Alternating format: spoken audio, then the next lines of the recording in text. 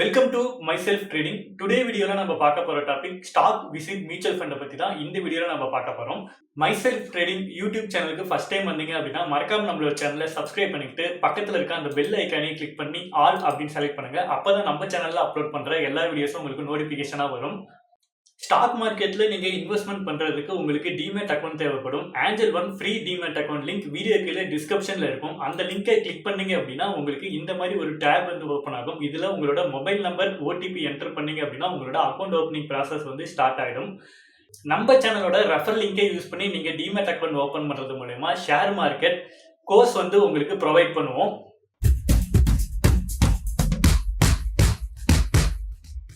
Stock visit mutual fund இந்த topic நம்ம பார்க்கறதுக்கு முன்னாடி நம்ம ஸ்டாக்லயா இருக்கட்டும் இல்ல மியூச்சுவல் ஃபண்ட்லயா இருக்கட்டும் இன்வெஸ்ட்மெண்ட் பண்றதுக்கு ஒரு டிமேட் அக்கௌண்ட் தேவைப்படும். ஃபுல் டைம் புரோக்கரான AngelOne free demat account link வீடியோக்குள்ள டிஸ்கிரிப்ஷன்ல இருக்கும். இந்த லிங்கை யூஸ் பண்ணி நீங்க டிமேட் அக்கௌண்ட் ஓபன் பண்ணுங்க. ஸ்டாக்ல நீங்க இன்வெஸ்ட்மெண்ட் பண்ணணும் அப்படின்னு நினைச்சீங்கன்னா நெக்ஸ்ட் டவுட் உங்களுக்கு NSE ல இன்வெஸ்ட்மெண்ட் பண்ணலாமா BSE ல இன்வெஸ்ட்மெண்ட் பண்ணலாமா அப்படின்னு இருக்கும். NSE அப்படிங்கிறது நேஷனல் ஸ்டாக் எக்ஸ்சேஞ்ச், BSE அப்படிங்கிறது பாம்பே ஸ்டாக் எக்ஸ்சேஞ்ச். NSE அப்படிங்கிறப்ப 1700 கம்பெனி இந்த NSE ல லிஸ்டட் ஆயிருக்கும். BSE அப்படிங்கிறப்ப 7400 கம்பெனி லிஸ்டட் வந்து ஆயிருக்கும். NSE BSE ரெண்டுலயுமே லிஸ்டட் ஆன கம்பெனியை நம்ம NSE BSE எதுல வேணாலும் நம்மளால பை பண்ணிக்க முடியும். பட் BSE ல மட்டும்தான் லிஸ்டட் ஆயிருக்கு அப்படிங்கிறப்ப அந்த கம்பெனிஸ்ல நம்ம BSE ல மட்டும்தான் வந்து பாத்தீங்கன்னா பை பண்ண முடியும். நீங்க ட்ரேட் பண்றீங்க அப்படிங்கிறப்ப NSE ல ட்ரேட் பண்றது உங்களுக்கு பெஸ்டா இருக்கும். ஏன்னா அதுலதான் வால்யூம் வந்து ரொம்ப அதிகமா இருக்கும். நம்ம இன்வெஸ்டரா இருக்கப்ப NSE BSE எதுல இன்வெஸ்ட்மெண்ட் பண்ணாலும் டிஃபரன்ஸ் வந்து நமக்கு பெருசா எதுவும் இருக்காது. மியூச்சுவல் ஃபண்ட் அப்படின்னு நீங்க இன்வெஸ்ட்மெண்ட் பண்ணோம் அப்படின்னா மியூச்சுவல் ஃபண்ட்ல இண்டெக்ஸ் ஃபண்ட் இருக்கு, லார்ஜ் கேப் ஃபண்ட் இருக்கு, மிட் கேப் ஃபண்ட் இருக்கு, ஸ்மால் கேப் ஃபண்ட் இருக்கு. இது இல்லாம லார்ஜ் கேப் மிட் கேப் கலந்த ஃபண்ட் இருக்கு, இல்ல மிட் கேப் ஸ்மால் கேப் கலந்த ஃபண்ட் இருக்கு. மியூச்சுவல் ஃபண்ட் அப்படிங்கிறது நிறைய டைப்ல மியூச்சுவல் ஃபண்ட் இருக்கு. இந்த மியூச்சுவல் ஃபண்ட் அப்படிங்கிற டாபிக் பத்தி நம்மளோட சேனல்ல டீடைல்டு வீடியோ ஒன்று அப்லோட் பண்றேன். இந்த வீடியோல நம்ம பார்க்க போறது ஸ்டாக் விசிட் மியூச்சுவல் ஃபண்டோட அட்வான்டேஜ் டிஸ்அட்வான்டேஜ் என்ன இருக்கு அப்படின்னு தான் இந்த வீடியோல நம்ம பார்க்க போறோம். ஒரு கம்பெனில நீங்க ஸ்டாக்ல இன்வெஸ்ட்மெண்ட் பண்றீங்க அப்படின்னா நம்மளும் அந்த கம்பெனில ஒரு டைரக்ட் ஓனர்ஷிப் அப்படின்னு நம்ம சொல்லலாம். மியூச்சுவல் ஃபண்ட் மூலியமா இன்வெஸ்ட்மெண்ட் பண்றப்ப அந்த கம்பெனியோட ஓனர்ஷிப் அப்படிங்கிறது நமக்கு இருக்காது. ரிட்டர்ன்ஸ் அப்படின்னு நம்ம பாக்குறப்ப ஸ்டாக்ல நம்ம இன்வெஸ்ட்மெண்ட் பண்ணோம் அப்படின்னா ஹை ரிட்டர்ன்ஸ் நமக்கு கிடைக்கும். மியூச்சுவல் ஃபண்ட் அப்படிங்கிறப்ப அந்த ஹை ரிட்டர்ன்ஸ் வந்து நம்ம எதிர்பார்க்க முடியாது. பிக்ஸ்டா ஒரு 12% அப்படின்னா அந்த 12% ரிட்டர்ன் தான் நமக்கு கிடைக்கும். அனலைஸ் அப்படிங்கிறப்ப ஸ்டாக்ல நம்ம இன்வெஸ்ட்மெண்ட் பண்ணோம் அப்படின்னா ஒவ்வொரு ஷேரை பத்தி நம்ம தான் ஓனா அனலைஸ் பண்ணி நம்ம ஸ்டாக்ல இன்வெஸ்ட்மெண்ட் பண்ற மாதிரி இருக்கும். மியூச்சுவல் ஃபண்ட் அப்படின்னு நம்ம போயிட்டோம் அப்படின்னா அந்த ஸ்டாக்கை நம்ம அனலைஸ் பண்ண தேவையில்லை. அதுக்குன்னு ஒரு ஃபண்ட் மேனேஜர் இருப்பாரு. அந்த ஃபண்ட் மேனேஜர் ஸ்டாக்கை அனலைஸ் பண்ணி அதுல இன்வெஸ்ட்மெண்ட் பண்ணுவாரு. ஸ்டாக் செலெக்ஷன் அப்படின்னு நம்ம பாக்குறப்ப ஸ்டாக் அப்படிங்கிறப்ப எக்ஸாம்பிளுக்கு நம்ம ITC ஷேரை மட்டும் இன்வெஸ்ட்மெண்ட் பண்ணோம் அப்படின்னு நினைச்சோன்னா டைரக்டா நம்ம ஸ்டாக்ல ஒரே ஒரு கம்பெனியை சூஸ் பண்ணி இன்வெஸ்ட்மெண்ட் பண்ண முடியும். மியூச்சுவல் ஃபண்ட் அப்படிங்கிறப்ப ஒரு பர்டிகுலர் கம்பெனியோட ஷேர்ல டைரக்டா நம்மளால இன்வெஸ்ட்மெண்ட் பண்ண முடியாது. ரிஸ்க் அப்படின்னு நம்ம பாக்குறப்ப ஸ்டாக்ல இன்வெஸ்ட்மெண்ட் பண்றப்ப ஹை ரிஸ்க் வந்து பாத்தீங்கன்னா இருக்கும். மியூச்சுவல் ஃபண்ட்ல இன்வெஸ்ட்மெண்ட் பண்ற மூலமா நமக்கு ரிஸ்க் வந்து பாத்தீங்கன்னா ரெடியூஸ் வந்து பண்றோம். ஸ்டாக்ல நம்ம இன்வெஸ்ட்மெண்ட் ஒரே கம்பெனில தான் பண்ணுவோம். அந்த கம்பெனி நல்ல க்ரோத் ஆனது அப்படின்னா அதோட ப்ராஃபிட் வந்து பாத்தீங்கன்னா ரொம்ப அதிகமா இருக்கும். சப்போஸ் நீங்க பை பண்ணதுக்கு ஆப்போசிட்டா மார்க்கெட் போகுது அப்படிங்கிறப்ப அதோட ரிஸ்க் நம்ம மேனேஜ்மெண்ட் பண்ண தெரியணும். மியூச்சுவல் ஃபண்ட் அப்படிங்கிறப்ப அவங்க பர்டிகுலரா ஒரே ஷேர்ல இன்வெஸ்ட்மெண்ட் பண்ண மாட்டாங்க. ஒரு 50 கம்பெனி சூஸ் பண்ணிருக்காங்க அப்படின்னா அந்த 50 கம்பெனியும் அவங்க ஷேர்ஸ்ல பை பண்ணிருப்பாங்க. அதனாலதான் ரிஸ்க் வந்து பாத்தீங்க அப்படின்னா அதுல கம்மியா இருக்கு. ஃபீஸ் அப்படின்னு நம்ம பாக்குறப்ப ஸ்டாக்ல நம்ம இன்வெஸ்ட்மெண்ட் பண்றதுக்கு யாருக்கும் வந்து பாத்தீங்கன்னா ஃபீஸ் வந்து நம்ம கொடுக்க தேவையில்லை. நம்ம ஒரு ஷேரை பை அண்ட் செல் பண்றதுக்கு அதுக்கு புரோக்கரேஜ் சார்ஜ் மட்டும் தான் நம்ம பே பண்ற மாதிரி இருக்கும்.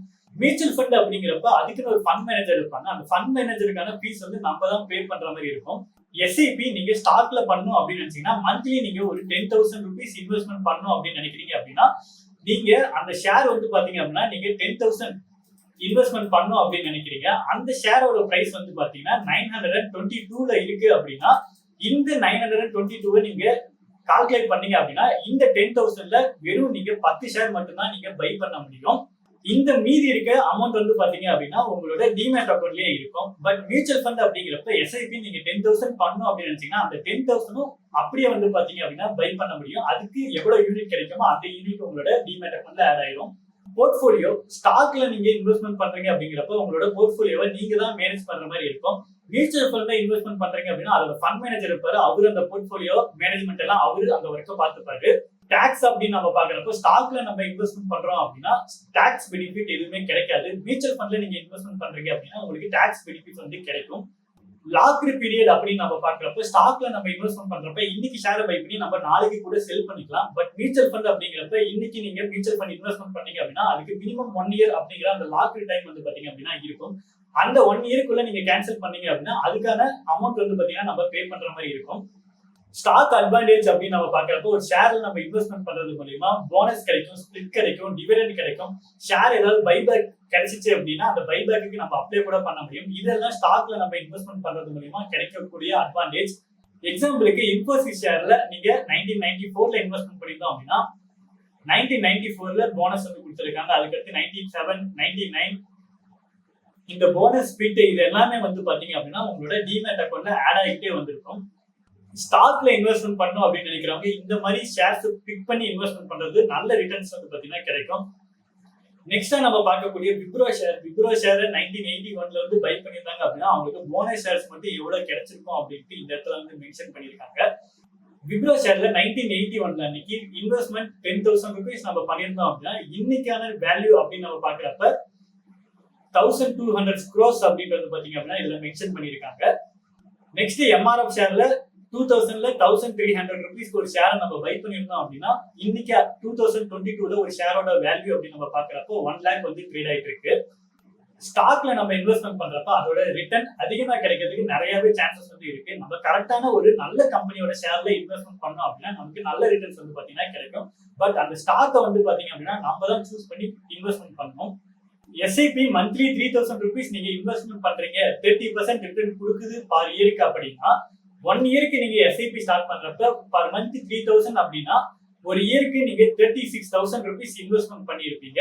நெக்ஸ்ட் 13 years நீங்க இந்த இன்வெஸ்ட்மெண்ட்டை கண்டினியூவா நீங்க பண்றப்ப அதோட ரிட்டர்ன்ஸ் எவ்வளவு கிடைக்கும் அப்படின்ட்டு கீழே இதுல மென்ஷன் பண்ணிருக்கோம்.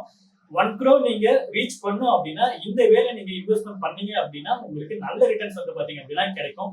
எஸ்ஐபி அப்படிங்கிறது நம்ம மந்த்லி கண்டினியூவா வந்து பாத்தீங்கன்னா எஸ்ஐபி பண்ணணும். இந்த மந்த் என்கிட்ட அமௌண்ட் இருக்கு நான் பே பண்ணிட்டேன், நெக்ஸ்ட் மந்த் அமௌண்ட் இல்லை அப்படின்னு நீங்க ஸ்கிப் பண்ணிட்டு அதுக்கு அடுத்த மந்த் நீங்க பே பண்ணீங்க அப்படிங்கிறப்ப உங்களோட ப்ராஃபிட் பர்சன்டேஜ் வந்து பாத்தீங்கன்னா கம்மியாகிறதுக்கு சான்சஸ் இருக்கு. இந்த வீடியோல ஸ்டாக் விசிட் மியூச்சுவல் ஃபண்ட் என்னென்ன டிஃபரன்ஸ் இருக்கு அப்படின்னு நம்ம எக்ஸ்பிளைன் பண்ணிருக்கோம். இந்த விஷயத்த பார்த்துட்டு உங்களுக்கு ஸ்டாக் பெஸ்டா இல்ல மியூச்சுவல் ஃபண்ட் பெஸ்டா அப்படின்னு கமெண்ட் செக்ஷன்ல கமெண்ட் பண்ணுங்க. நீங்க இன்வெஸ்ட்மெண்ட் பண்றீங்க, அந்த இன்வெஸ்ட்மெண்ட் நீங்க ஸ்டாக்ல பண்ணணுமா இல்ல மியூச்சுவல் ஃபண்ட் பண்ணணுமா அப்படின்னு உங்களுக்கு டவுட்ஸ் இருக்கு அப்படின்னா மார்க்கெட்டை பத்தி உங்களுக்கு நாலேஜ் இருக்கு அப்படின்னா நீங்க ஸ்டாக்ல சூஸ் பண்ணி இன்வெஸ்ட்மெண்ட் பண்றது நல்ல ரிட்டர்ன்ஸ் வந்து கிடைக்கும். பட் உங்களுக்கு மார்க்கெட் நாலேஜ் இல்ல அப்படிங்கிறப்ப நீங்க மியூச்சுவல் ஃபண்ட்ல இன்வெஸ்ட்மெண்ட் பண்றது உங்களுக்கு ஒரு நல்ல ஆப்ஷனா இருக்கும். ஸ்டாக்ல இன்வெஸ்ட்மெண்ட் பண்ணணுமா மியூச்சுவல் ஃபண்ட்ல இன்வெஸ்ட்மெண்ட் பண்ணணுமா என்னோட வியூ அப்படின்னு நான் கேட்கறப்ப நான் ஸ்டாக்ல தான் வந்து பாத்தீங்கன்னா இன்வெஸ்ட்மெண்ட் பண்ணலாம் அப்படின்னு சொல்லுவேன். பட் மார்க்கெட் நாலேஜ் இருந்தது அப்படின்னா நீங்க ஸ்டாக்ல இன்வெஸ்ட்மெண்ட் பண்ணுங்க, அப்படி இல்லை அப்படின்னா மியூச்சுவல் ஃபண்ட்ல இன்வெஸ்ட்மெண்ட் பண்ணுங்க. இந்த வீடியோல ஷேர் பண்ண நாலேஜ் உங்களுக்கு யூஸ்ஃபுல்லா இருக்கும் அப்படின்னு நான் எதிர்பார்க்கிறேன். இந்த மாதிரி யூஸ்ஃபுல்லான வீடியோஸ் பார்க்க மறக்காம நம்மளோட சேனலை சப்ஸ்கிரைப் பண்ணுங்க. வீடியோ பிடிச்சிருந்தது அப்படின்னா ஒரு லைக் பட்டன் கிளிக் பண்ணுங்க. உங்களோட ஃப்ரெண்ட்ஸ் யாராவது இன்வெஸ்ட்மெண்ட் பண்ற ஐடியாவில் இருக்காங்க அப்படின்னா இந்த வீடியோ உங்களுக்கு ஷேர் பண்ணுங்க. Have a great day guys.